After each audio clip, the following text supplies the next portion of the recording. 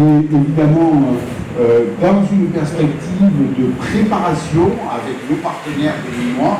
Je laisserai évidemment Gérald va être le monsieur loyal de la soirée avec l'efficacité qu'on lui connaît, intervenir plus précisément, et vous dire que nous ouvrons ce soir ce cycle de 3 journées qui sont consacrées à la thématique de la ville durable et du territoire, en prélude au sommet du même nom, Ville durable et territoire, qui aura lieu en France en juin 2020. Et à tous, je m'associe pleinement à Jean-Michel Casbarian pour souhaiter à chacune et chacun d'entre vous la bienvenue ce soir en cette période qui a bénéficié de travaux de rénovation et on l'espère d'embellissement. Donc nous sommes rassemblés ce soir pour un débat qui va nous amener à explorer la question de l'habitat et en particulier les constructions en terre, en partant de la dimension patrimoniale, du patrimoine national, local, de Tata Samba, pour aller jusqu'à la valorisation de la modernité de ce matériau pour la construction et pour l'architecture contemporaine. On parle de villes qui se veulent durables. L'habitat, bien évidemment, en est une composante absolument essentielle. Il faut pouvoir proposer dans ces villes demain du logement, de l'habitat, qui correspondent aux attentes de ses habitants. Et nous avons souhaité aborder cette problématique sous l'angle de la construction en terre, parce qu'il y a un patrimoine, ici, au Bénin, de construction en terre, les Tata Samba, dont on va parler, bien évidemment. Et l'objectif, ce n'est pas seulement de regarder le passé, mais c'est de s'appuyer sur la sagesse, l'expérience de ceux qui, dans le passé, ont construit ces Tata Samba pour essayer d'en extraire des principes pour une architecture contemporaine permettant de valoriser ce matériau et de le mettre à l'honneur dans ces villes de demain que l'on souhaite plus exemplaires qu'aujourd'hui. Nous avons le plaisir d'accueillir Claude Borna. Merci Claude, directrice générale de l'agence de développement CB City. D'accueillir également monsieur Abdoulaye Deyoko, qui est président d'honneur du réseau FACT Sahel+. Il est également fondateur directeur de l'école supérieure d'ingénierie, d'architecture et d'urbanisme de Bamako. Donc un regard africain, non béninois, sur la question qui nous occupe ce soir. Monsieur Henri Gabriel Iribarne, qui est architecte, ancien enseignant à l'École nationale des ponts et chaussées à Paris, mais également ancien enseignant à l'École africaine des métiers d'architecture et d'urbanisme de Lomé. Il a donc ce double regard d'architecte et d'ingénieur européen et africain. Il aura donc sans doute beaucoup de choses à partager avec nous. À ses côtés, Victor Kidjo. Merci Victor, qui est directeur de la société Nature Brique. Et le professeur Renaud Plétinx, merci Renaud, il nous vient de Belgique, de l'Université catholique de Louvain. Il est professeur à la faculté d'architecture, d'ingénierie architecturale et d'urbanisme. Et il s'intéresse en particulier aux constructions en terre d'Afrique. Et il était ici en visite au nord du Bénin les jours précédents. Donc il pourra nous faire part de ce qu'il a découvert et bien sûr des retombées de ses recherches par rapport à notre propos de ce soir.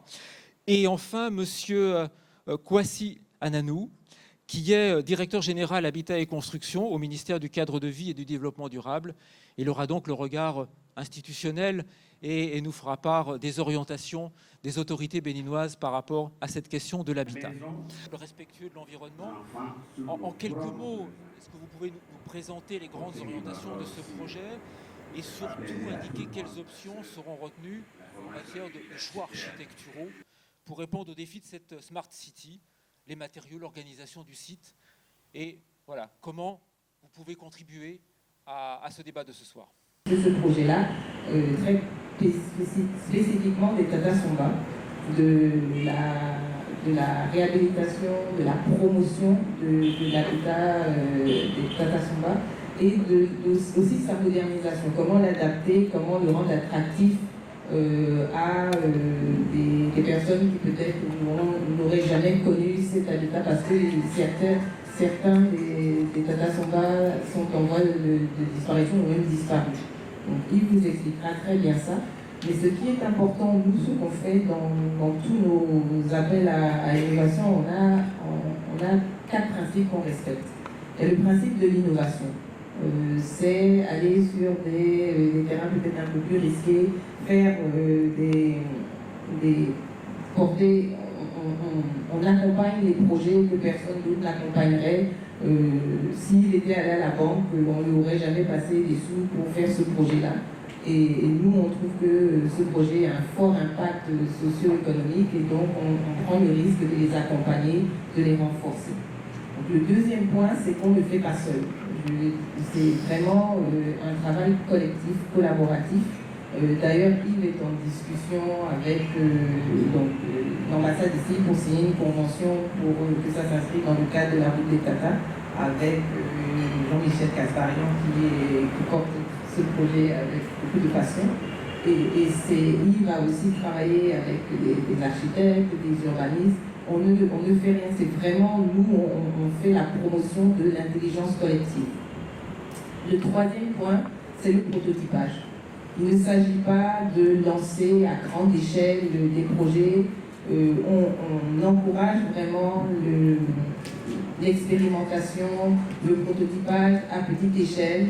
On se donne le droit de se tromper, parce que ce qu'on fait n'a jamais été fait avant, et de bien mesurer pour pouvoir faire ensuite un passage à échelle à moindre risque.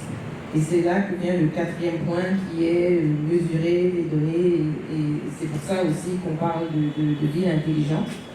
C'est pas mettre des capteurs et pour prendre de la donnée et ne pas savoir quoi en faire. C'est vraiment pour réfléchir à comment est-ce qu'on peut réduire les coûts, réduire les risques pour un passage à échelle qui a un sens. Nous, on met beaucoup l'accent sur la frugalité.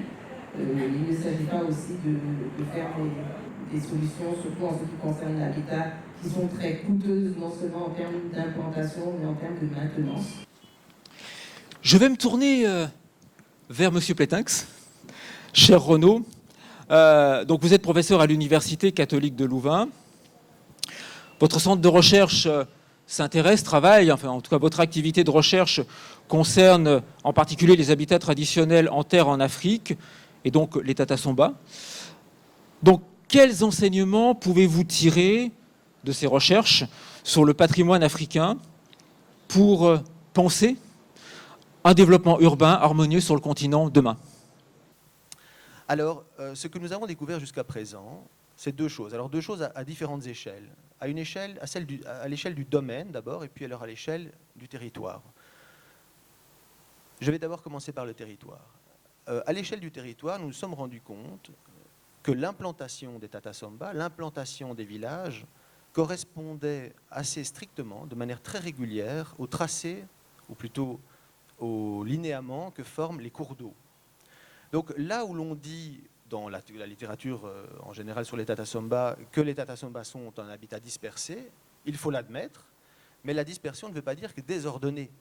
Il y a un ordre sous-jacent à l'implantation des Tata Somba qui se trouve être en réalité l'eau, l'écoulement de l'eau, la formation qui est évidemment étroitement liée à la question du relief. Ça, c'est une première observation. Et puis l'autre observation, ça a été de comprendre qu'en fait le Tata Somba, ou plutôt la Takenta pour être plus correct, la Takenta n'est qu'un élément dans le domaine familial. Et donc, si la Takenta on peut la considérer comme une forme figée, ce qui peut être en même temps discutable, mais comme une forme canonique, inaltérable, en réalité, le domaine familial, lui, qui est constitué par bien d'autres éléments, dont la patame, dont différents éléments comme comment est-ce qu'on dit ça, des greniers qui sont eux-mêmes au sol, enfin tout un ensemble qui constitue le domaine familial en tant que tel. Ce domaine familial, lui, par contre, est très, très souple, très adaptable. Et donc ça nous paraît être, maintenant je clôture, ça nous paraît faire apparaître deux choses, un point sans doute d'attention et puis un avantage. Le point d'attention est d'abord celui qui consiste à se rendre compte que les gens de l'Atakora, que les habitants de l'Atakora ont une sorte de responsabilité à l'égard de toutes les personnes qui habitent en aval de l'Atakora. Je pense à toute la Pendjari et à la Volta.